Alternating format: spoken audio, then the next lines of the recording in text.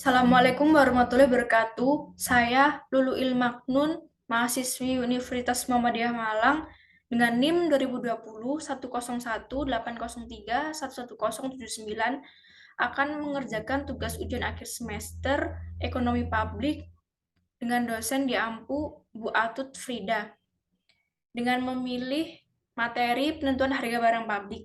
Di sini saya akan menjelaskan terdapat 3 poin materi dalam penentuan harga barang publik. Yang pertama, tujuan kebijakan harga. Yang kedua, penentuan harga barang publik.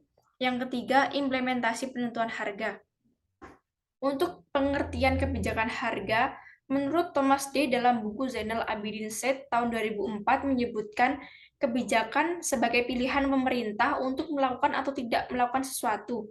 Definisi ini dibuatnya dengan menghubungkan pada beberapa definisi lain dari David Aston dan juga Charles Fred Rice.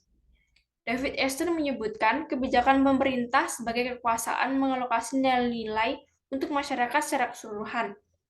Sementara David Rice dalam Zainal Abidin Said tahun 2004 mengatakan bahwa yang paling pokok bagi suatu kebijakan adalah adanya tujuan atau goals, sasaran atau objektif, atau kehendak yang disebut juga dengan purpose. Yang pertama, untuk tujuan kebijakan harga. Poin ini akan saya jelaskan. Secara umum, tujuan kebijakan harga pemerintah tidak akan menjual jasanya kepada masyarakat meskipun pemerintah berkewajiban untuk menyediakan jasa tersebut kepada masyarakat. Alasan pemerintah harus terlibat dalam kegiatan penentuan harga barang ini karena yang pertama, agar meningkatkan efisiensi alokasi sumber daya. Dan yang kedua, harus adil dalam distribusi pendapatan. Dalam tujuan kebijakan harga oleh pemerintah ini, tujuannya agar pasar bekerja lebih baik lagi. Yang kedua, memperbaiki arus informasi agar semakin jelas. Yang ketiga, mengurangi adanya monopoli. Yang keempat, batasan-batasan ketika ada perusahaan baru masuk ke dalam pasar tersebut. Untuk poin materi yang ketiga mengenai penentuan harga barang publik. Dalam penentuan harga barang publik, salah satu kewajiban aparatur negara yang juga mengikuti kewajiban negara dalam menyelenggarakan tugas negara seperti yang diamanatkan pada Undang-Undang Dasar 1945, GBHN, dan UU APBN Mardiasmo tahun 2000 adalah memberikan pelayanan kepada masyarakat dalam bentuk penyediaan jasa dan barang secara prima. Dalam memberikan pelayanan kepada masyarakat ini, instansi milik pemerintah baik BUMD maupun BUMN akan memberikan tarif pelayanan publik yang diwujudkan, seperti retribusi, pajak, dan pembebanan tarif jasa langsung kepada masyarakat sebagai konsumen jasa publik. Terdapat alasan pembebanan tarif pada barang publik karena adanya barang private dan barang publik tersebut. Di sini saya akan menjelaskan apa itu barang private, apa itu barang publik, dan apa itu barang campuran. Yang pertama, barang private memiliki arti yaitu barang-barang kebutuhan masyarakat yang manfaat atau barang jasa tersebut bisa dinikmati oleh yang membelinya saja. Jadi yang tidak membeli tidak bisa menikmati barang atau jasa tersebut, seperti makanan, listrik, dan juga telepon.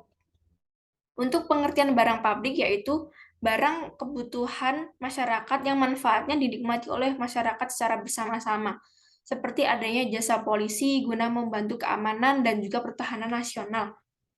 Untuk pengertian barang campuran yaitu bisa kita simpulkan atau kita bayangkan barang campuran, berarti itu pasti campuran antara private dan juga barang publik. Hal ini dikarenakan barang atau jasa yang dikonsumsi secara individu sering masyarakat secara umum juga membutuhkan barang tersebut. Seperti contohnya pendidikan, pelayanan kesehatan, air bersih, dan lain-lain. Sebenarnya terdapat juga penyebab untuk sulit membedakan antara barang publik dengan barang private. Karena yang pertama adanya batasan antara barang publik dan barang private sulit untuk ditentukan. Yang kedua, terdapat barang dan jasa yang merupakan barang publik tetapi penggunaannya tidak dapat dihindari keterlibatan beberapa elemen pembebanan secara langsung, seperti pelayanan medis, tarif obatan, dan juga air. Yang ketiga, terdapat kecenderungan untuk membebankan tarif pelayanan daripada pembebanan pajak karena pembebanan tarif lebih mudah pengumpulannya. Seperti contohnya eh, tarif untuk biaya membeli obat karena sakit itu kan lebih mudah dan segera didapatkan. Beda dengan pajak yang biasanya harus menunggu beberapa bulan atau bahkan tahun.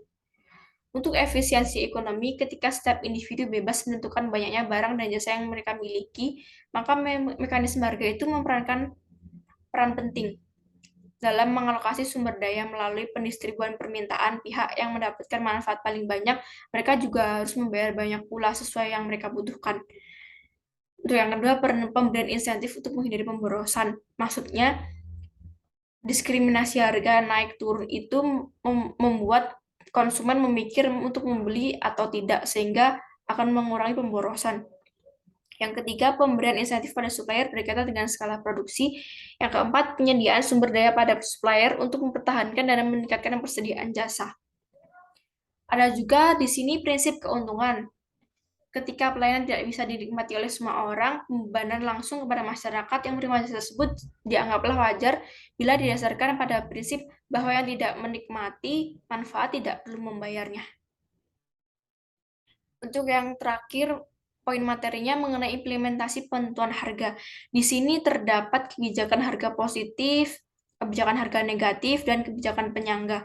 Untuk kebijakan harga positif, maksudnya pada kebijakan ini dapat berperan sebagai pendorong peningkatan produksi pertanian dan dapat digunakan sebagai alat untuk mempengaruhi komposisi produk pertanian. Tapi syaratnya yaitu apabila produsen cukup responsif terhadap insentif harga yang telah diberikan oleh pemerintah. Untuk kebijakan harga negatif, maksudnya adalah pada kebijakan harga positif itu sebenarnya diharapkan untuk mendorong peningkatan produksi pertanian. Tetapi karena hasil pertanian merupakan kebutuhan primer masyarakat, sehingga banyak negara mengambil kebijakan sebaliknya untuk menekankan keresahan masyarakat yang diakibatkan oleh tingginya harga pangan dan produk pertanian lainnya. Dengan melakukan kebijakan negatif ini diambil agar sektor industri dan jasa mampu berkembang. Untuk kebijakan penyangga, terdapat dua dilema yang dihadapi pemerintah. Yang pertama, produsen meminta harga yang layak dan konsumen mengharapkan harga yang murah, sehingga pemerintah harus melindungi kedua pihak tersebut dengan cara menerapkan kebijakan penyangga. Dalam materi ini, saya mempunyai contoh studi kasus. Contohnya yang ada di Pasar Tanah Abang, Jakarta. Pasar Tanah Abang ini dianggap membuat jalan di sekitar pasar menjadi macet karena pedagang berjualan di pinggir jalan dan membuat lapak di sepanjang jalan itu. Ditambah lagi angkutan umum yang mau mengangkut pembeli sehingga macet tambah parah. Kemudian pemerintah mencoba merelokasi ke Ruko Blok G. Pedagang mau karena tempatnya mereka anggap bersih dan biaya sewa gratis selama 6 bulan. Tapi setelah dijalani terdapat permasalahan yang dialami pedagang, yaitu omsetnya turun karena fasilitas eskalator atau lift itu tidak ada, dan pembeli menjadi malas untuk naik ke atas. Serta, serta ketika pedagang akan menyetok barang, menjadi membutuhkan kuli panggul yang membuat mereka mengeluarkan biaya lagi. Dengan kerugian di alam ini, pedagang mulai meninggalkan kios di ruko Blok G tersebut dan kembali berjualan di sepanjang jalan Pasar Tanah Abang tersebut. Kesimpulannya, bahwa kebijakan harga yang telah ditetapkan biasanya berlaku untuk sementara waktu saja selama masa itu dirasa menguntungkan. Oleh karenanya, harus tetap mengikuti perkembangan harga dan situasi dalam pasar. Untuk data penunjangnya, saya memilih ini yaitu bukan barang subsidi, namun harga pertamax ditentukan oleh badan usaha. Maksudnya adalah pada kasus ini kan dari awal BBM telah ditetapkan harga jualnya oleh pemerintah, yang padahal itu seharusnya tidak perlu karena BBM bukan barang subsidi, sehingga seharusnya menjadi tanggung jawab penuh bagi Pertamina. Di mana hal ini harga BBM terutama Pertamax sudah tidak sehat lagi karena harga jual dan harga keekonomiannya itu berselisih banyak. Yang dijual dengan harga 9.000 per liter seharusnya dijual dengan harga 14.000 per liter. Tapi pemerintah tidak cukup berani menaikkan harga tersebut karena takut masyarakat itu akan protes. Padahal jika terus-terusan begini akan menimbulkan hutang negara yang semakin membludak. Untuk contoh yang kedua, saya memilih dengan minyak goreng karena Pada bukti ini, minyak goreng yang langka keberadaannya di toko-toko dan dibatasi untuk membelinya membuat warga bingung kan, akan memenuhi kebutuhannya itu bagaimana. Ditambah lagi mendekati Hari Raya Idul Fitri yang kian sempit kesempatan untuk mendapatkannya. Terkadang warga harus rela antri saat ada operasi pasar minyak murah agar mereka bisa mendapatkan harga yang lebih murah dibandingkan harga yang telah ditetapkan oleh pemerintah. Karena mereka harus mencukupi kebutuhannya seperti berjualan atau untuk konsumsi pribadi. Baik, itu saja materi yang dapat saya sampaikan. Kurang lebihnya saya mohon maaf jika belum cukup untuk diterima. Wassalamualaikum warahmatullahi wabarakatuh.